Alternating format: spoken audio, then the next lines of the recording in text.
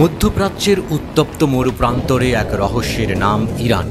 বহু প্রতিকূলতা ও নিষেধাজ্ঞার বোঝা মাথায় নিয়েও মাথা উঁচু করে দাঁড়িয়ে আছে দেশটি। আমেরিকা ইসরায়েলের ক্রমাগত হুমকির মধ্যে নিজেদের সামরিক সক্ষমতা আরও বাড়িয়ে চলেছে তারা। শত্রুপক্ষের প্রতিটি হামলার জবাবে প্রতিরোধের আগুন জ্বালছে ইরান। শুধু প্রতিরোধী নয়, মধ্যপ্রাচ্যের আগামী নেতৃত্বেরও বার্তা দিচ্ছে তারা।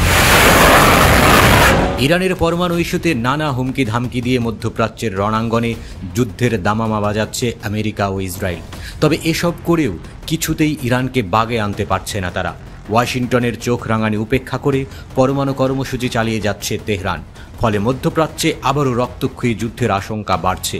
এই পরিস্থিতিতে ভবিষ্যতে যে কোনো আগ্রাসনের বিরুদ্ধে আরও কঠোর জবাব দেওয়ার হুঁশিয়ারি দিয়েছে ইরান। মঙ্গলবার তেহরানে ইরাকের জাতীয় নিরাপত্তা উপদেষ্টা কাসিম আল আরাজির সঙ্গে এক বৈঠকে এই হুঁশিয়ারি দেন ইরানের ইসলামী বিপ্লবী গার্ডের commander major general Mohammad Pakpour. America ও ইসরায়েলকে সতর্ক করে তিনি বলেন, ইরান যে কোনো হুমকি মোকাবেলায় সম্পূর্ণরূপে প্রস্তুত। ইসলামী প্রজাতন্ত্রের বিরুদ্ধে ভবিষ্যতে কোনো আগ্রাসন চালানো হলে গত জুন মাসে হওয়া যুদ্ধের তুলনায় আরও শক্তিশালী জবাব দেয়া হবে। আর সেই জবাবে নিশ্চিতভাবে শত্রুদের উপর জাহান্নাম নেমে আসবে। গত জুনে ইরানে উস্কানিমূলক হামলা চালায় ইসরায়েল। তাদের টার্গেট ছিল ইরানের পরমাণু অস্ত্র তৈরির স্বপ্ন চিরতরে শেষ করে দেওয়া।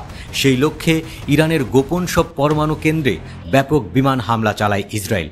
পাল্টা জবাবে বৃষ্টির মতো মিসাইল ছুড়ে ইসরায়েল ও তার মিত্রদের হতভম্ব করে দেয় ইরান।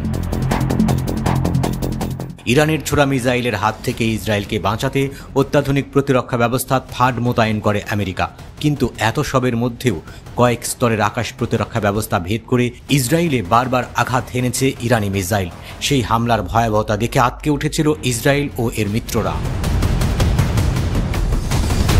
ইসরায়েলকে গত জুনের সেই দুর্বিষহ পরিণতির কথা মনে করিয়ে দেন ইসলামী বিপ্লবী গার্ডের commander major general Mohammad Pakpour. তিনি বলেন, জুন মাসে ইসরায়েল নিজেদের আয়রন ডোম ও মিত্রদের আকাশ প্রতিরক্ষা ব্যবস্থার উপর নির্ভর করেছিল। আমেরিকাও তাদের থার্ড সিস্টেম সমুদ্রে ও আশেপাশের দেশগুলোতে মোতায়েন করেছিল।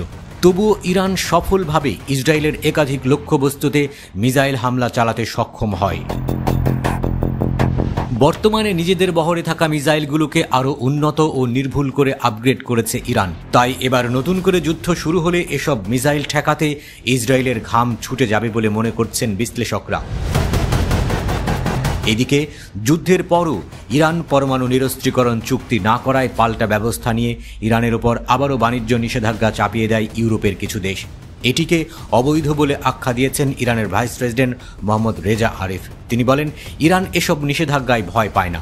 ইরান ইতোমধ্যেই নিষেধাজ্ঞা পাশ কাটিয়ে এগিয়ে চলার উপায় বের করে ফেলেছে বলেও ইসরায়েল ও এর পশ্চিমা মিত্রদের সাফ জানিয়ে দেন তিনি।